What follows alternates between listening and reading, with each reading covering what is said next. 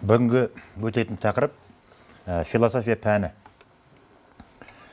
Соның бірінші мәселесі философия пәні, құрылымы, қызметтері, салалары болып табылады. Бұл сұрақ бойынша қозғалатын негізгі мәселелер.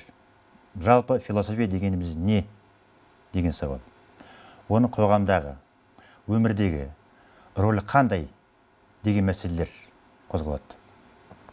Жалпы адамзат баласы қалыптасқаннан бері өзінің саналы өмірінде әлем туралы, дүние туралы, қоғам туралы, адамның өмірі туралы, оның мағынасы жөнінде әртүрлі философиялық толғаныстарға келді. Бірақ әрине ол кезде философия деген ғылым арнайы кәсіби түрде қалыптасқан жоқ. Бірақ дегенмен де философиялық ойлар болды.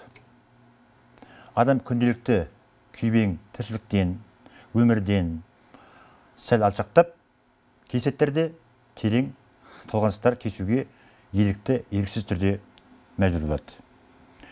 Міне, философиялық ой дами келе, өркендей келе, арнайы философия дейтін ғылымның туына алып келді. Сондықтан да қазір кезеңде бұл философия курсын бүкіл университеттердегі, арнаулы оқу орындарындағы барлық мамандықтар оқиды. Себебі философияның не екенін білмей, білімді, сауатты, жоғары білімді адамның толыққанды қалыптасуы мүмкін емес әрине. Сонымен философия дегеніміз не деген сауал бұл жерде аса маңызды мәселе болып отыр. Осыған байланысты көп деген анықтамалар берілген. Философия ғылымының өзі біздің арамызда 5-ші ғасырларда термин ретінде пайда болғаннан кейін сөзі арнайы ілім ретінде қалыптасқан болатын. Философия терминін енгізген біздің арамызда 5-ші ғасырдағы грек ойшылы, математик Пифагор болатын. Яғни бұл терминнің мағынасы даналыққа құштарлық дегенді білдіреді. Филео құштарлық, софия даналық.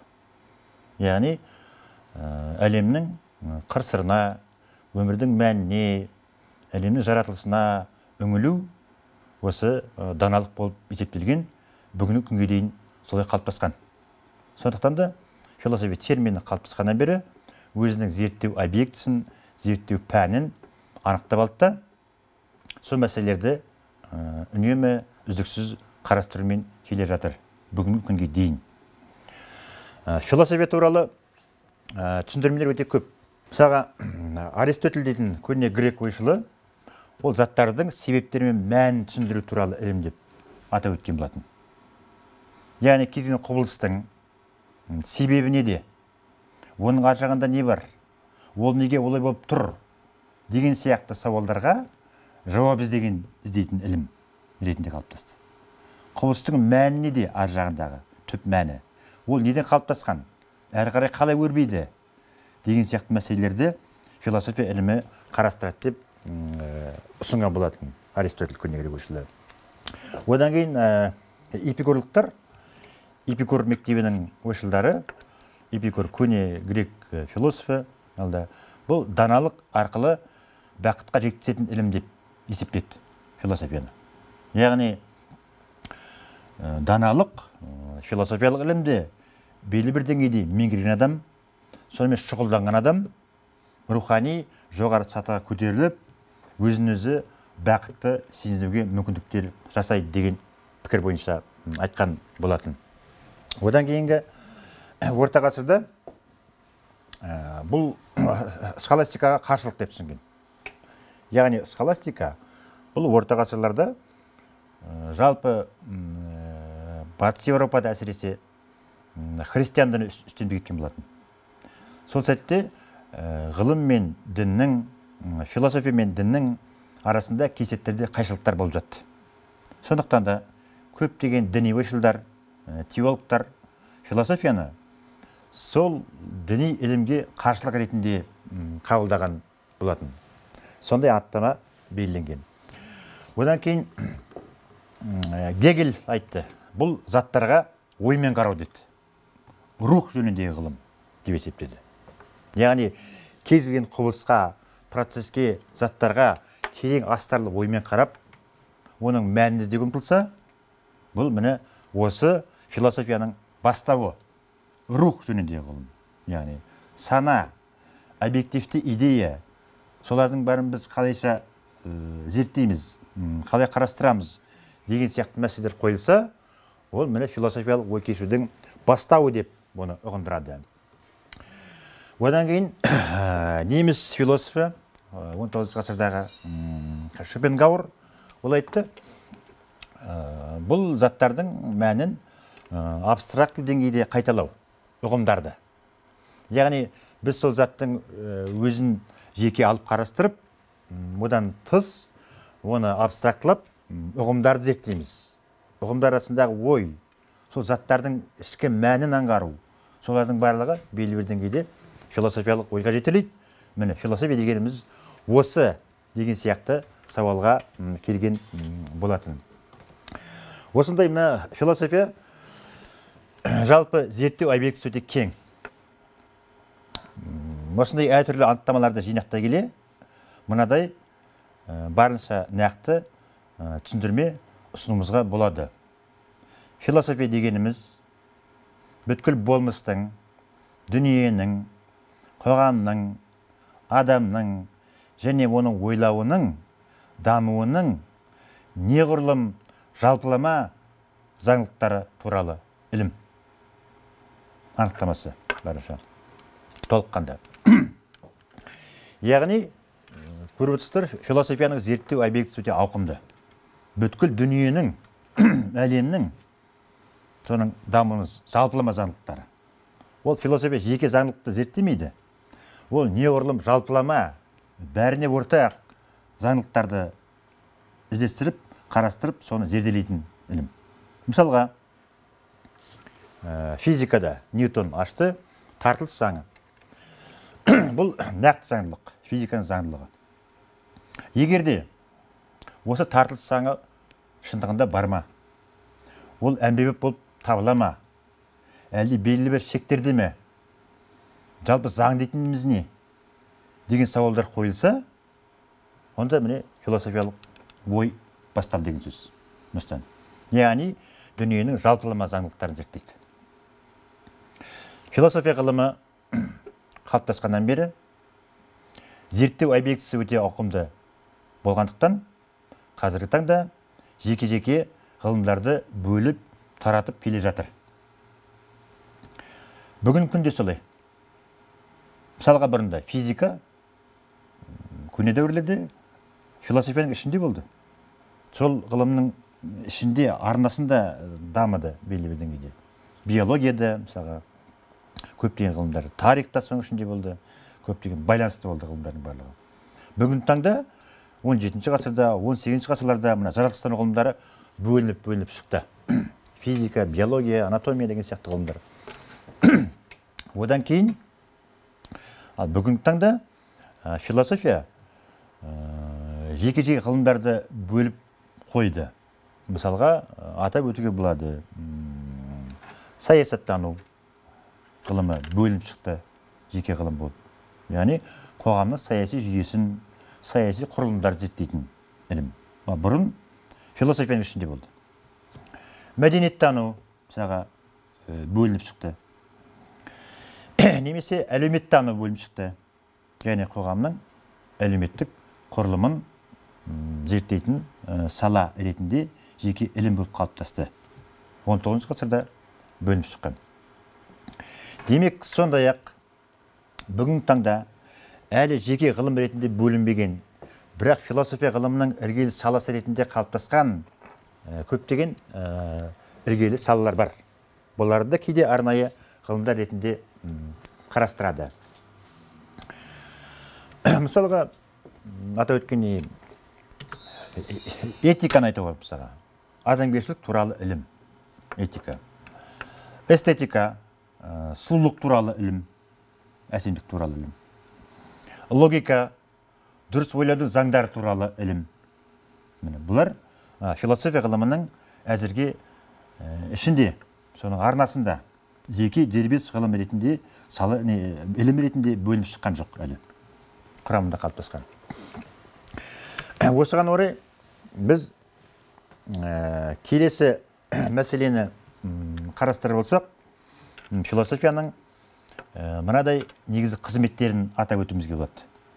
Бірінші қызметі философияның бұл дүниеге көзқарастық қызмет.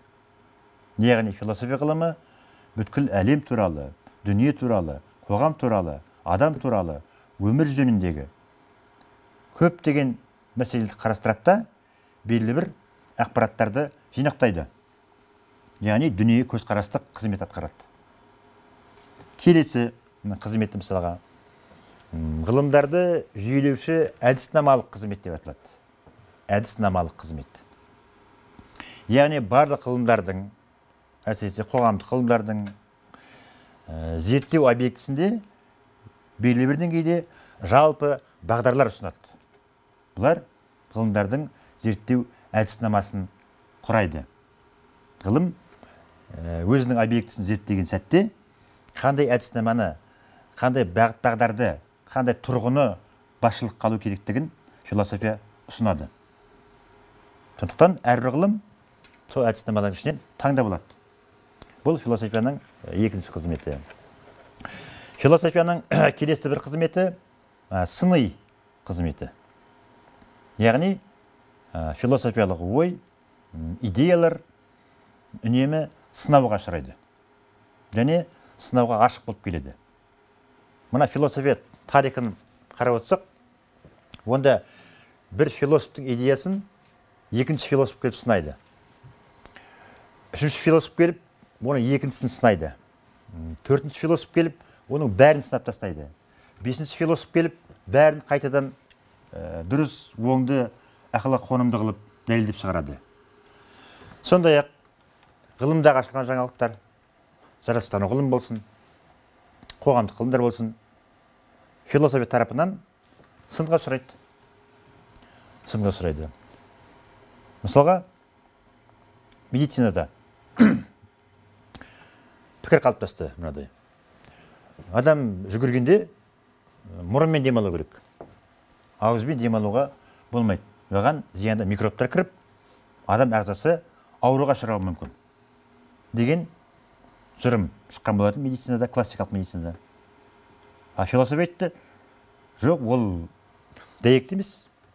Мысалға, йога өнерінде мұрынмен демалады, ауызбен демді шығарады.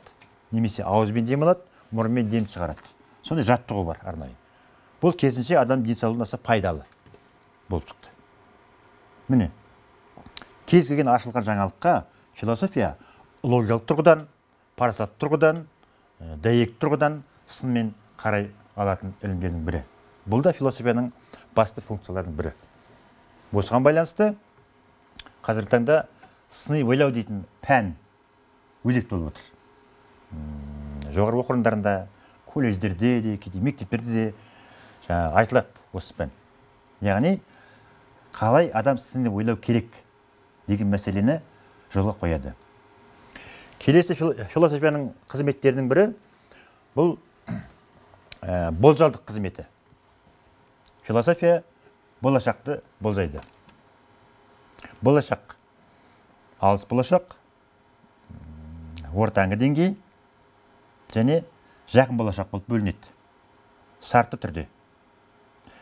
Мәселен, 2050 жылы не болуы мүмкін?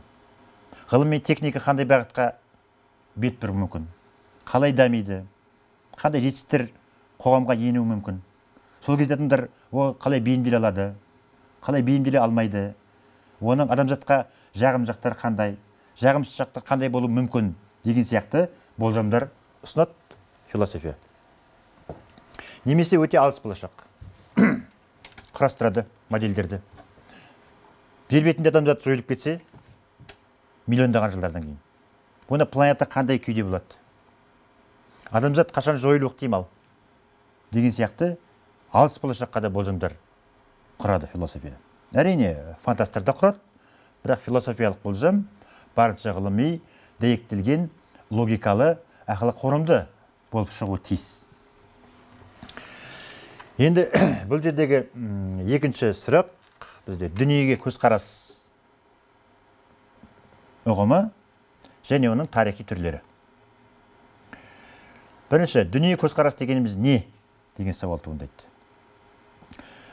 Дүниеге көзқарас дегеніміз тіршіліктің мән-мағынасы, болмыстың мәні, адам өмірінің мәні туралы жинақталған идеялардың, пікірлердің, тұжырымдардың тұтастанған жиынтығы.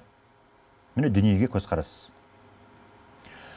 Ол дүние көзқарас қарапайым және ғылыми болып бөлінеді. Ғылыми көзқарас қазір ғылымдардың жетістіктері, академиялық ғылымдардың. Қарапайым көзқарас ол ғылыми емес көзқарастар. Әдет-ғұрыптар, ырым-тыйымдар, олар да дүние көзқарас. Бірақ ғылыми түрде дәйектелмеген. Дүние көзқарастың негізгі екі элементі бар. Біріншісі адам, бұны субъект деп атайды. Екіншісі дүние, бұны объект деп атайды. Кейде бұларды танитын, яғни адам субъекті, және танылатын дүние, қоғам, объект деп те атау жолға қойылған. Дүние көзқарастың ең көне түрі мифтер.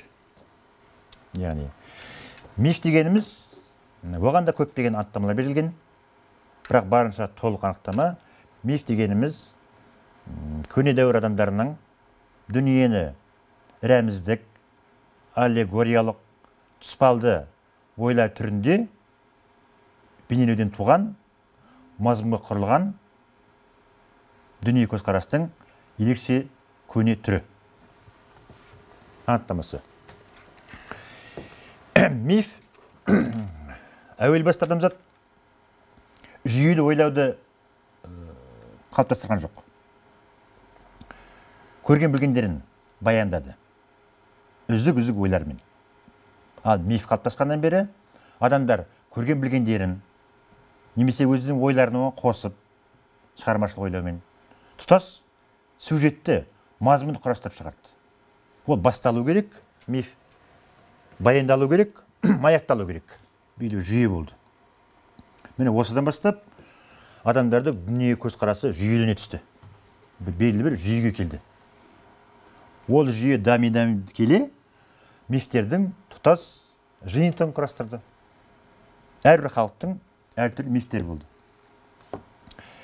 Мифті ойлауды зерттеушілер оны прологикалық ойлау деп атайды. Яғни логикалыққа дейін ойлау. Кейбіреулер оны архаикалық ойлау деп атайды. Яғни көне түрі ойлаудың. Бұл ойлаудың қазіргі ғылыми ойлаудан айтарлықтай ерекшеліктер бар. Бірінші ерекшелігі мифті ойлау дүниедегі құбылыстарды, жансыз заттарды, бөлек табиғатты адам кейпіне түсіру. Яғни антропоморфтау.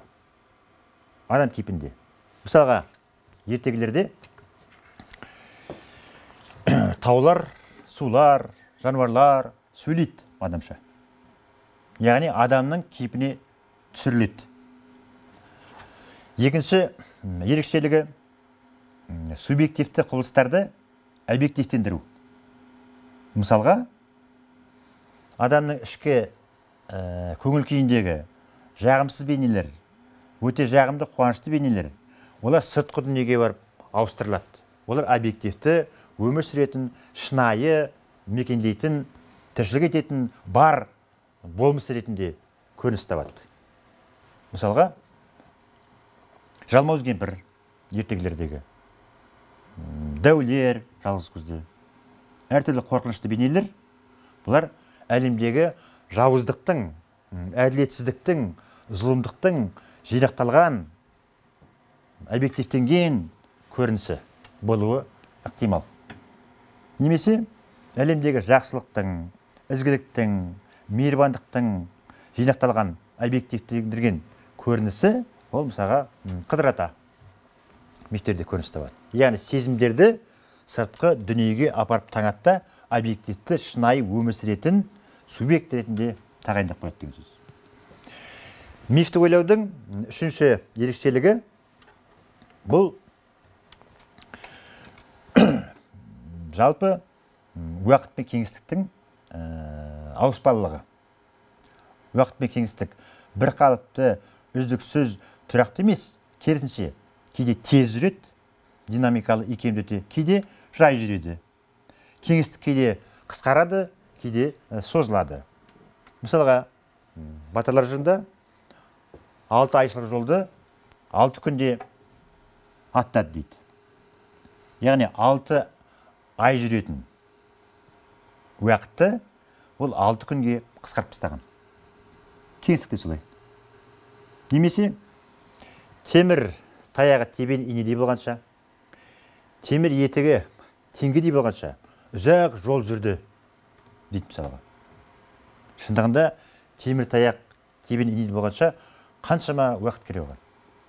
Кеңістік қысқарады бұл жерде. Немесе кеңістік үшке бөлініп кетеді.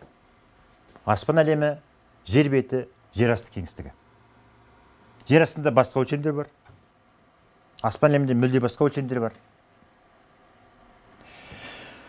Келесі дүние көзқарастың екінші типі бұл дін. Бірінші миф, екінші дін, үшінші философия.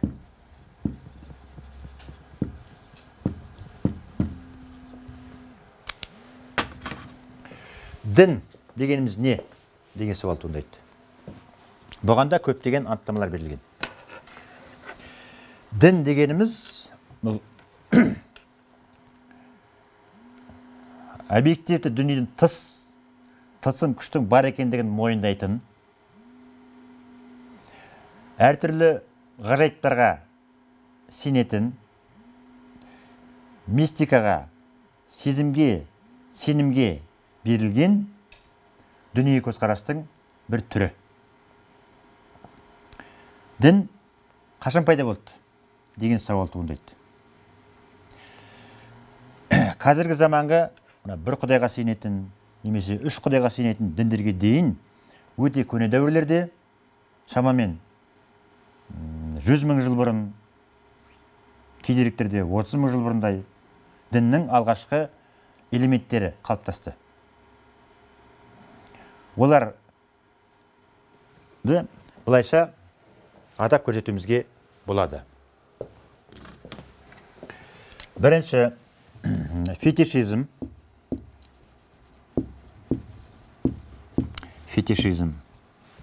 Фатимизм, тотемизм,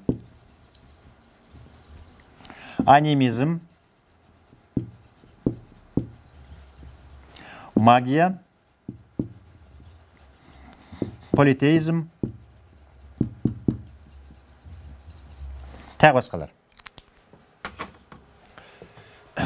Фетишизм дегеніміз не? Фетишизм бұл табиғаттағы жеке құбылыстарға табыну, оларды құрмет тұту. Фетиштер.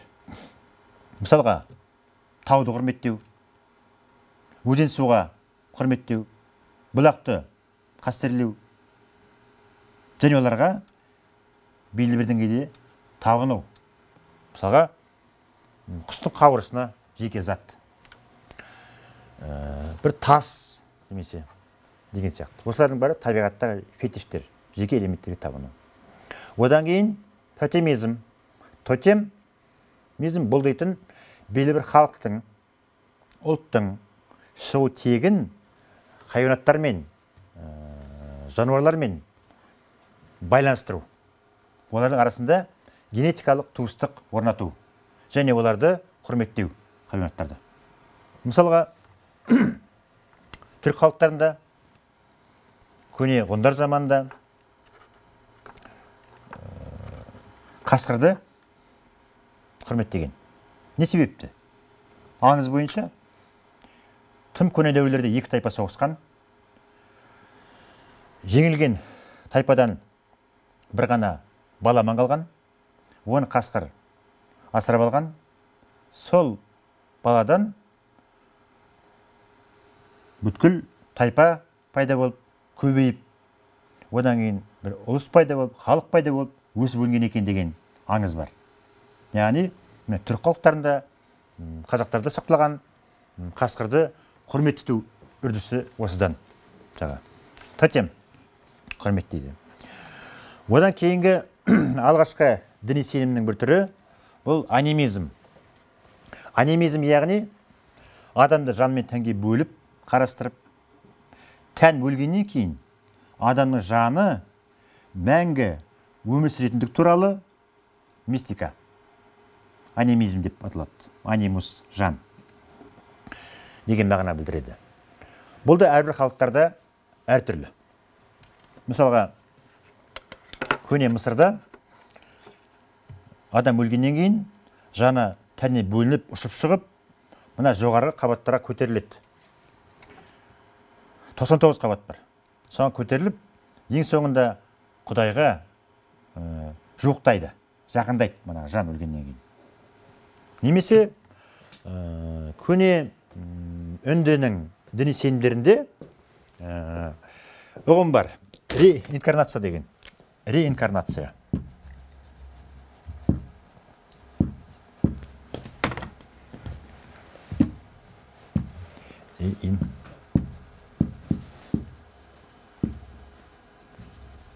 Реинкарнация. Бұл түсінікте. Адам өлгеннен кейін оның жаны тек қана басқа адамға емес, хайуаттарға ауысып көшіп жүреді. Мысалы, адам өлгеннен кейін оның жаны бір арыстанға ауысты. Ол арыстан өлгеннен кейін оның жаны тышқанға ауысты мысалға. Өлмейді, басқа тіршілік иелеріне ауысып көшіп жүреді деген сенім бар. Немесе мысалы мұсылман адам өлгеннен кейін жаны екі арнаға екі таңдау болады. Жұмаққа, яғни бұл өмірде ізгілікті, әділетті, адал болғандар, зұлым болғандар, олар тозаққа кетеді өлгеннен кейін жан туралы. Міне анимистік түсінік дейтін осы. Келесі сенімнің бір түрі алғашқы бұл магия. Магияның сиқыр деген мағына береді. Оның бірнеше түрлері бар. Бірінші, ізеттілік магиясы. Яғни, адамдарға сиқырлап, жақсылық, ізгіліктің нұрын себу. Мысалға, жолын болғызу, ақ бата тілеу деген сияқтылар. Сонымен қатар, зиянкестік магиясы бар. Яғни, адамдарға зұлымдық жасау. Қара магия деп аталады. Адамға көз тию, тіл тию, оны қарғысқа ұшырату, қарғау деген сияқтардың бары сол қара магия. Шаруашылық магиясы дейтін бар. Мысалға, егіннің шықпай қалуына байланысты жаңбыр жаудырту. Бұл да магия, салттар бар арнап орындайтын. Сол сияқты бал ашу, құмалақ ашу, алақанға қарап болжау ілімі, хиромантия. Бұның бәрі де магияның бір формалары болып табылады. Политеизм, көп құдайшылдық. Ерте заман адамдар ойлаған, әрбір құбылыстың өзіндік жеке құдайлары бар, иесі бар. Мысалға, көне Грекияда негізгі құдайлар бар. Зевс құдайлардың құдайы, Посейдон теңіздің құдайы, Гермес сауданың құдайы, Афродита сұлулықтың құдайы, Арес соғыстың құдайы деген сияқты. Бұл құдайлар адамдарша үйленіп, көбейіп, кейде бір-бірімен соғысатын болған. Осы құдайлар өте көбейіп кеткен. Бұл құдайлардың саны көп болмау керек екен деген қорытынды шығады. Соны құдайлар азаяды. Қазір мына мысалға индуизмде 3 құдай бар. Брахма, Шива, Вишну. Христианның бағыттарында да әке құдай, бала құдай, рух құдай. Бір құдай бар кейбір діндерде. Исламда Алла бір құдай. Иудаизмде Ягве құдайы деп аталады, бір құдайшылдық. Яғни сол діндер, мына осы алғашқы десем элементтері бұлар келетте қазіргі біздің діннің құрамына енгізіледі. Яғни біздің діндеріміз қазіргі осыларға толығып жүйеленіп келгенде белгілі бір деңгейде тұтас дүние көзқарасты қалыптастырған. Яғни бүкіл әлем туралы, тіршілік туралы, өмір туралы философиялық толғаныстардың жиынтығы берілген. Ал философия осылардың барлығын жинақтап, барынша ғылыми, барынша дәйектелген идеяларды туғызушы, жүйелеуші, сынаушы, әрі қарай дамытушы. Яғни философиялық көзқарасты барынша ғылыми көзқарас деп атауымызға болады. Бізде келесі үшінші сұрағымыз философиялық ойдың негізгі мәселесінің қойылуы. Яғни қандай мәселелерді қоюымызға болады. Бұнда негізгі мәселе туындады. Бірінші, осы материя, дүние бастапқы ма, әлде ой, рух, сана алғашқы ма деген сияқты мәселе қойды. Осыған байланысты екі бағыт қалыптасты. Материализм және идеализм бағыттары. Материализмде материя алғашқы, бастапқы, табиғат бірінші десе, идеализм жоқ, идея, рух бірінші. Материя, болмыс, дүние бұл екінші жоспардағы. Соның туындысы ретінде қабылдайды. Бұл екі көзқарасты бітістіретін бағыт дуализм. Ду, яғни екі деген мағына білдіреді. Екеуі қатар бастама деді. Материя мен рух екеуі қатар, екі субстанция бар, екі бастама бар деп түсіндірді. Сонымен қатар бұл бағыттарда өз ішінен жеке-жеке бөліктерге сараланып шықты. Мысалға, физикалық материализм дейтін бар. Ол тек қана физикалық құрылымдарды ғана, физикалық объектілерді ғана мойындайтын материализм түрі. Немесе этикалық материализм. Бұнда тек қана этикада заттық құндылықтарды ғана бағалауға ғана ұмтылады. Одан кейін диалектикалық материализм дейтін бар. Бұнда әлемдегі құбылыстардың қарама-қайшылық арқылы, даму арқылы ғана материалистік позицияны ұстану керек деген сияқты көзқараста болды бұлар. Одан кейін тарихи материализм. Яғни материализм, материалист ұстаным бұл тарихи тұрғыдан келу керектігін негіздеген болатын. Одан кейін сәйкесінше идеализмде түрлері бар. Идеализмнің түрлері бірінші субъективтік идеализм, екінші объективтік идеализм деп аталады. Яғни субъективтік идеализмде бұл идеялардың барлығы бастапқы, яғни біздің материя, дүние, әлемнің барлығы біздің түйсіктеріміздің, санамыздың көрінісі бұл. Сыртқа шығуының бір формасы. Барлығы да субъективті деген тұжырымға келді. Немесе объективті идеализм.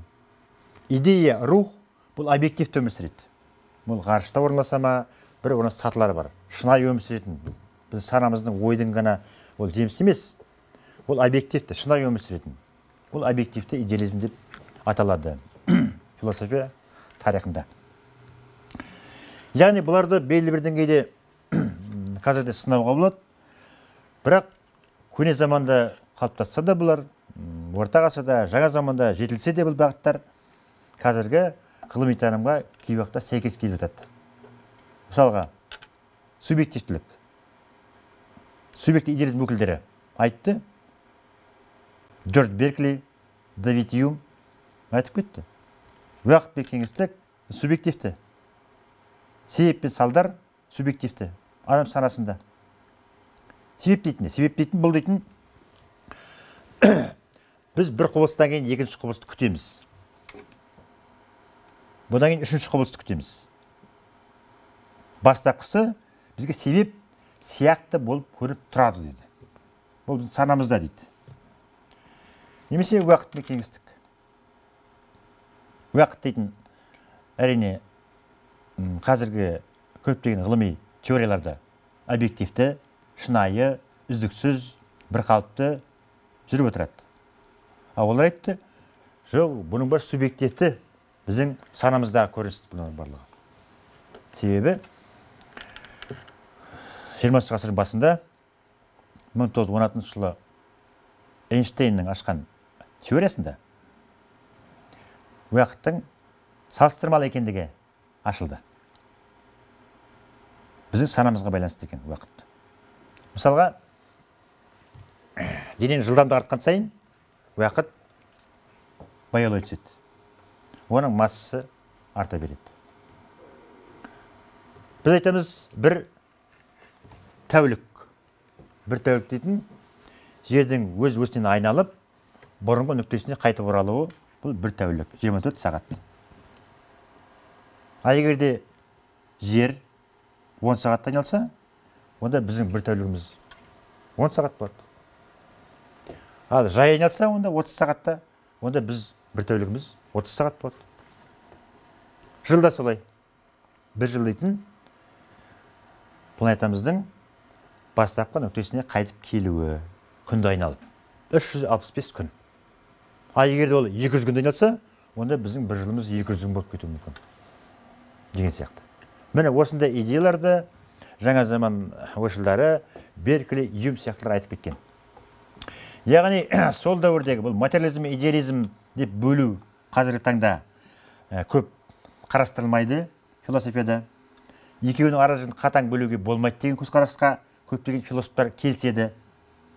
Ал кейбір философтар философияның негізгі мәселесі мүлде бұл емес деген қорытындыға келді. Мысалы, 20 ғасырдағы ойшыл Альбер Камю ең басты философиялық мәселе өмір дегеніміз сүруге тұрама болу керек дейді. Қалғандары ол екінші жоспардағы мәселелер. Міне, философиялық ойдың ең негізгі мәселесі осы болу керек. Өмір сүруге тұрама, тұрмай ма дейді. Ал 19 ғасырдағы позитивизм ағымында онда философиялық мәселелердің кейбірі шешілмейтін, үнемі талқылауға түседі, нақты нәтижеге қол жеткізілмейді. Оларды алып тастау керек. Бұлар философиялық, тіпті ғылыми да мәселе емес. Мысалы, рух, әлемдік ақыл дейтін субстанция, ақиқат деген философияның негізгі ұғымдары мәңгі шешімін таппайды. Философия ғылымы пайда болды 2000 жыл бойы, 2500 жыл бойы. Осы мәселелері ой талқыға салынып келеді, бірақ ешқандай нақты нәтиже туындаған жоқ. Рух дейтінді біз қалай анықтай аламыз? Ең соңында ол не болып шықты деген мәселе. Яғни бұларды зерттеу әдебиетіне алып тастау керек деген қорытынды шыққаннан кейін позитивизм ағымы қойылған мәселелерді сұрыптау керек. Шешімін табатын нақты мәселелер қойылуы тиіс деген сауал қойды. Осыдан философиялық ойдың негізгі мәселелерінің әртүрлі қарастыратын қазіргі таңда көптеген ағымдар бар, бірақ белгілі бір нақты ортақ заңды шешім жоқ. Себебі философия ғылымы ол әрі қоғамдық сананың формасы, әрі дүние көзқарас, әрі өнер ретінде қарастырылады. Мысалға, өнер ретінде философия өткен жоққа шығармайды. Мысалға, біз қазіргі таңда көне замандағы философтардың идеяларын оқимыз, қолданамыз, пайдаланамыз, дамытамыз. Өнер сияқты. Мысалға, өнерде махаббат тақырыбы қаншама жылдар бойы жырланып жатыр, бірақ әлі солай жырлану үстінде. Философта да солай. Мәселе қойылды, мысалға, логос мәселесі қойылды, ақиқат мәселесі қойылды. Оны 2000 жыл бойы, 2500 жыл бойы объект ретінде зерттеп келеміз, әлі зерттеу үстіндеміз. Себебі философияда ешқандай идея, ешқандай тұжырым абсолют түрде жоққа шығарылмайды. Сынға ұшырауы мүмкін. Бір философ арқылы, екінші философ арқылы, бір кезеңде, бірақ қайтадан жанданып, қайтадан өркендеп, мына идея қайтадан дамытылуы мүмкін. Философияда дұрыс, теріс, мына идея жоғары, мына идея төмен деген бағалаулар болмайды. Яғни философ өзінің идеясын айтса, ол философтардың дискурс аясында қабылданса, ол әрине философиялық ой, идея, тұжырым болып қабылданады. Бірақ ой әрине философтың ойы терең, парасатты, логикалы, философиялық деңгейде болу тиіс деп айта аламыз.